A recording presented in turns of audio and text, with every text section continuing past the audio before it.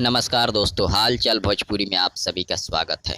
दोस्तों, वीडियो शुरू करने से पहले कुछ चमचों लोगों को बोल देना चाहता हूं कि अगर आपको चमचाई करना है तो चमचाई करिए, लेकिन इस वीडियो को देखकर गाली गलौज मत करिएगा। अगर आप गाली गलौज करिएगा तो अपने बाप का बेटा नहीं होइएगा। जी हाँ, अपने बाप का बेटा आप ना होखिएगा, तभी इस वीडियो में आकर गाली दीजिएगा।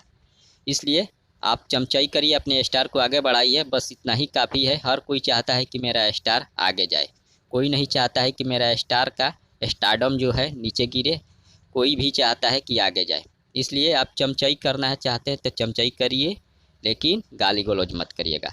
वीडियो शुरू करने से पहले मैं बोल दिया हूँ, इस पर ध्यान दीजिएगा।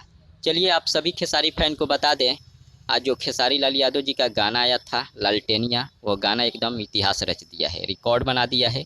और खेसारी लाल यादव जी को ऐसा ही कोई हिट मशीन या रिकॉर्ड मशीन नहीं बोलता है।